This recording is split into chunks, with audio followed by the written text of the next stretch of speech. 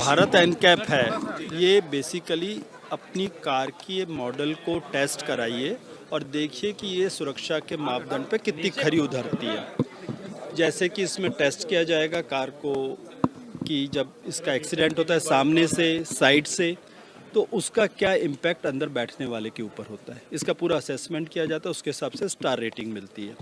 और 5 स्टार मतलब सबसे सुरक्षित कार और 0 स्टार मतलब सुरक्षा के स्तर में ये इसमें काफ़ी कमी है।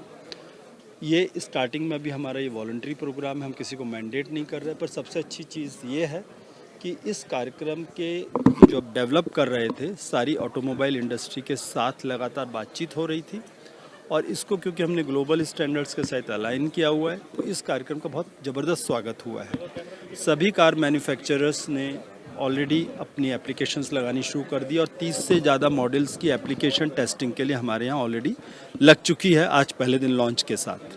तो ये दर्शाता है कि इसको वॉलंटरी रखने में कोई हर्ज नहीं है। जो एक कंज्यूमर प्रेशर होगा आज के तारीख में, जो हमारा उपभोक्ता है वो क्वालिटी कॉन्शियस बन चुका है, उसे मालूम है कि यदि मैं थोड़े पैसे ज़्यादा भी दूं पर यदि क्वालिटी मुझे मिल रही है तो वो उसकी तरफ जाते हैं, तो उसका लाभ मिलेगा। तो अपने आप ही कंपनीज भी चाहेंगी कि वो इसका टेस्टिंग कराएं। सिस्टम कब से शुरुआत हो रहा है और इसके बाद क्या चेंजेस आएंगे? सर, ये मैन्युफैक्चरर करेंगे, रेटिंग लेंगे या कंज्यूमर भी लेंगे? मैन्युफैक्चरर्स अपनी टाइप रेटिंग कराएंगे अपनी गाड़ी की, तो उसके बाद वो सर्टिफिकेशन मिल जाएगा। जैसे आपने देखा होगा कि फ्रिज या एसी के ऊपर आपको एक स्टार रेटिंग मिलती है बी की, वो एनर्जी एफिशिएंसी के पॉइंट ऑफ व्यू से मिलती है।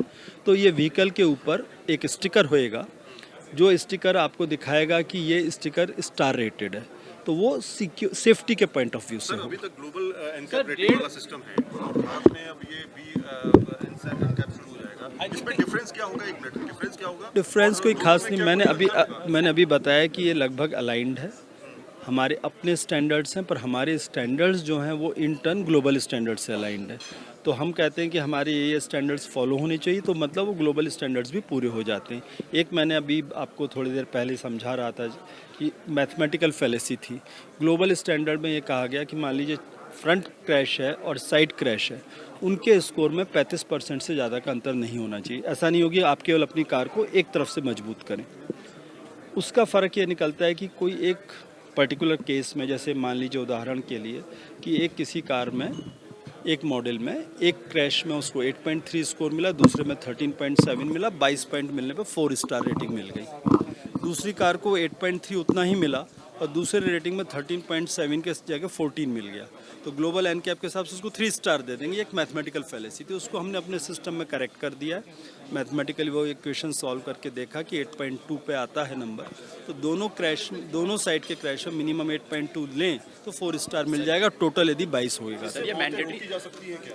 इससे डेफिनेटली फ़र्क पड़ेगा। टोटल जो देश में हम लोग का अंदाज़ है 1.5 लाख फर्टिलिटीज़ होती हैं, उसमें लगभग 1/3 में क्रैश इम्पैक्ट की वजह से आती हैं। तो वो 1/3 क्रैश इम्पैक्ट में डेफिनेटली फर्टिलिटीज़ में कमी आएगी जैसे जैसे ये सेफ्टी कॉन्शियसनेस बढ़ेगी। नहीं होना।